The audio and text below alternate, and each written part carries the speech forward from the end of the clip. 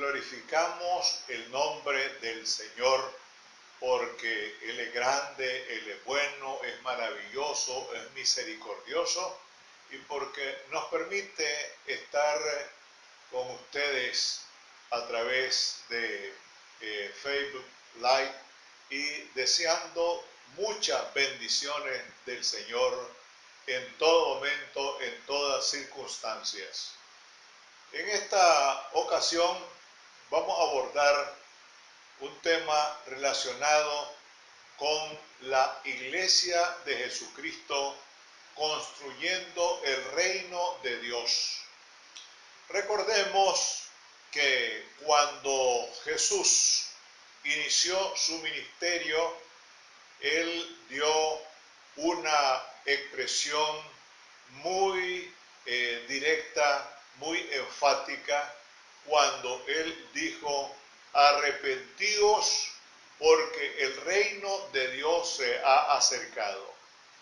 Entonces, allá en San Lucas 4, del 16 en adelante, nosotros vemos y leemos que Jesús inauguró su reino, es decir, el reino de Dios en esta tierra, en la sinagoga de Nazaret. Y en esa ocasión, Jesús, según lo refleja Lucas 4, que conviene que lo revisemos, en esa ocasión Jesús presentó lo que nosotros podríamos llamar su plan de trabajo. Es decir, ¿a qué vino Jesús a este mundo? Bueno, en pocas palabras, Él vino para salvarnos del pecado, de la muerte y del infierno. Pero también nosotros vemos cómo Jesús fue desarrollando, desenvolviendo su ministerio terrenal. Y aquí, como les decía, en Lucas 4, a partir del versículo 16, dice de la siguiente manera: vino a Nazaret, donde se había criado, y el sábado entró en la sinagoga, que no es el sábado nuestro tampoco, ¿verdad? Eso es un asunto que hay que analizarlo con profundidad. En otras palabras, léase el día de reposo. Y el día de reposo debe ser cualquiera dedicado exclusivamente al Señor. Muy bien. Y entró en la sinagoga conforme a su costumbre. Y se levantó a leer. Y se le dio el libro del profeta Isaías, el profeta evangelista. Y habiendo abierto el libro, halló el lugar donde está escrito: el Espíritu del Señor está sobre mí, por cuanto me ha ungido para dar buenas nuevas a los pobres. Me ha enviado a sanar a los quebrantados de corazón, a pregonar libertad a los cautivos y vista a los ciegos, y poner en libertad a los oprimidos, y a predicar el año agradable del Señor. Ahí, en ese pequeño pasaje de la Biblia, nosotros podemos darnos cuenta en qué consistió el ministerio de Jesús. ¿A qué vino Jesús a esta tierra? Y Él hace esa presentación precisamente en el lugar donde Él se crió, no donde nació, porque todos sabemos que Él nació en Belén de Judea, pero después la familia se trasladó a Nazaret y ahí, diríamos nosotros, se levantó Jesús.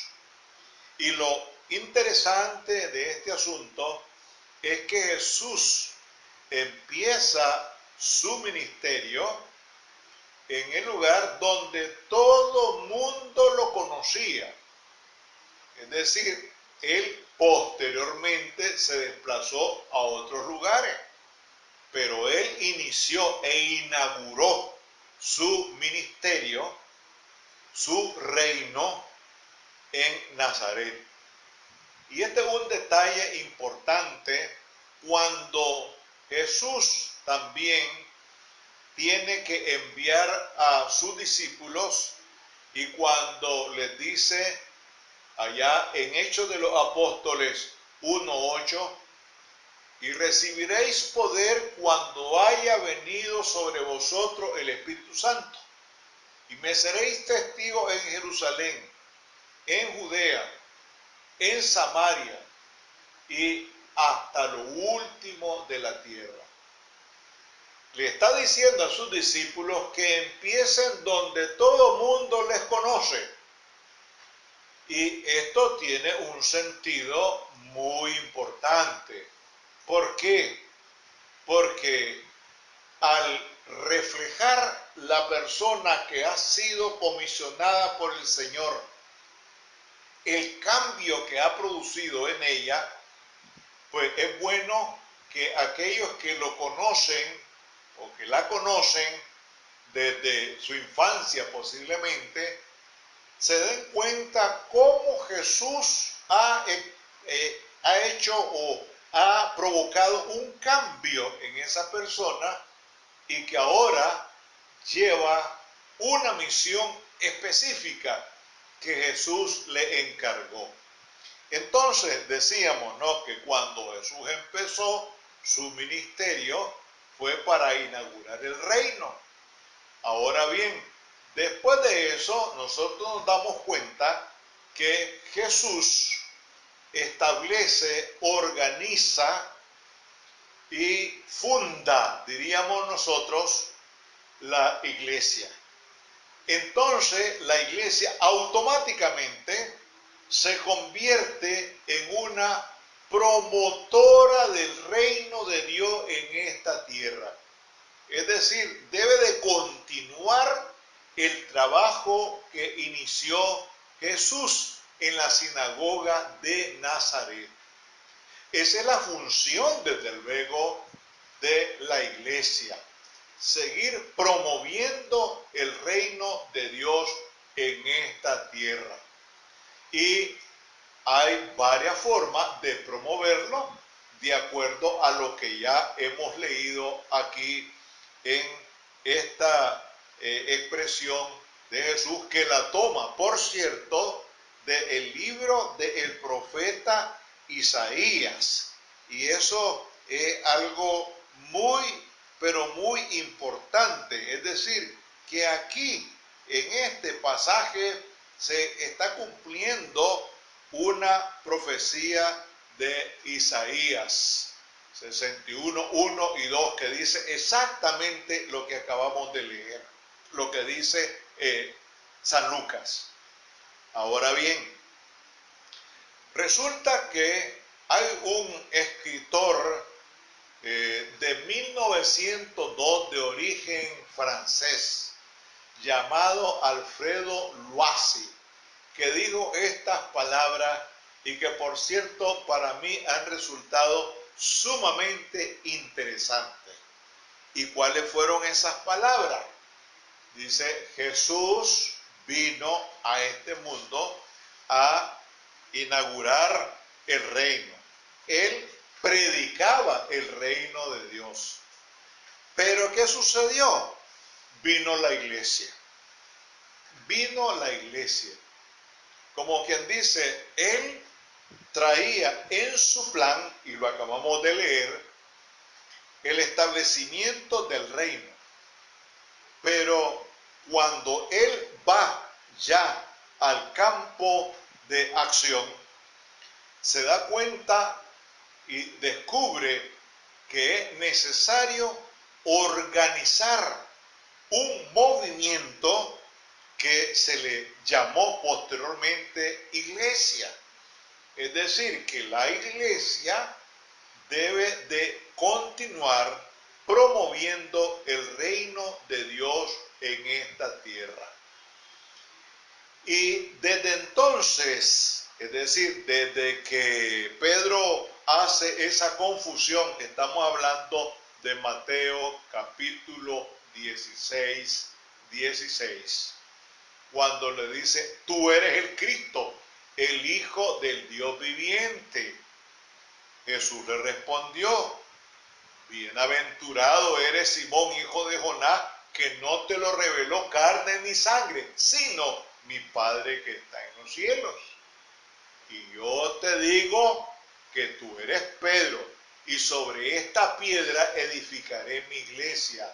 No dijo Jesús, y ahí está la gramática, hermano, no dijo Jesús, sobre ti voy a edificar la iglesia. Si la iglesia hubiera sido fundada por Pedro, ya se hubiera terminado. Pero la iglesia está establecida y fundada sobre la roca inconmovible de los siglos, y es Jesucristo.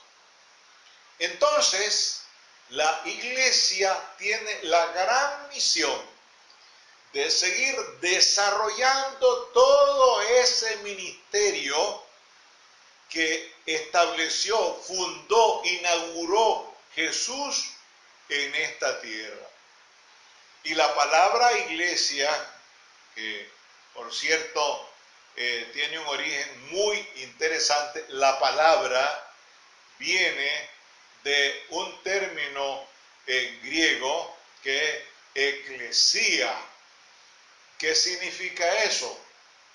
Convocar, llamar, invitar a un grupo de personas de la ciudad para celebrar lo que ahora nosotros podríamos llamar, en términos populares y muy ligados al lenguaje edilicio, una de estas reuniones que convoca el alcalde y el consejo, lo que se llama un cabildo, pues, un cabildo. El hecho de agrupar las personas, de llamarlas e invitarlas, pues eso, de ahí se origina la palabra iglesia. Pero nosotros hemos sido convocados por el Señor, hemos sido llamados, hemos sido invitados para formar parte de un grupo de redimidos por la sangre de nuestro Señor y Salvador Jesucristo, que hemos sido llamados, y ante ese llamado, ante esa invitación, porque recordemos que son muchos los llamados y pocos los escogidos, lo dice la palabra. Ante ese llamado hemos reconocido a Jesucristo como el Señor y Salvador de nuestras vidas. Entonces, no todo el mundo es iglesia, no todo el mundo es iglesia, no. ¿Por qué? Porque no todos hemos querido asumir, no todos hemos querido comprometernos con la causa del reino de Dios en esta tierra. Ahí está la cosa. Eso está ni más ni menos como aquellos que suelen decir que todos somos hijos de Dios. No, según la Biblia, no. Somos creación de Dios, pero hijos no. Porque incluso recordemos siempre, ¿no?, lo que dice ya San Juan 8:44, cuando le dice a los fariseos que lo asediaban tanto a Jesús: vosotros sois de vuestro padre el diablo, serían hijos de Dios. Y también le dijo a aquel mago llamado Elimas, allá en Hechos 13:10, vosotros sois hijos de vuestro padre el diablo, enemigos de toda justicia. ¿Sí? Hijos del diablo, enemigos de toda justicia. Entonces podemos preguntarnos, ¿todos somos hijos de Dios? Si todavía no hemos confesado, no lo hemos reconocido, no lo hemos aceptado como el único Señor y Salvador de nuestra vida, por favor, no podemos ser hijos de Dios, tampoco podemos formar parte de la iglesia, Porque muchas personas de una manera muy festiva y muy festinada dicen, si todos somos iglesia, olvídelo. Para formar parte de la iglesia de Jesucristo hay que confesarlo, reconocerlo como el único y suficiente Salvador de nuestras vidas. Entonces, la iglesia está llamada precisamente para seguir promoviendo el reino que inauguró Jesús en esta tierra, en la sinagoga de Nazaret. Para eso está la iglesia. Incluso hay muchas personas que han querido, han atentado contra la iglesia. Pero recordemos siempre lo que le dijo Jesús aquí a Pedro, allá cuando él hizo la confesión, esa hermosa confesión tan emblemática, ¿no? Allá en el 16, cuando le dice, y yo también te digo que tú eres Pedro y sobre esta roca edificaré mi iglesia. Y las puertas del Hades, el Hades, ¿qué es el Hades? El Hades es un término de origen griego que significa el Dios que cuida las puertas del infierno. Ese es el Hades.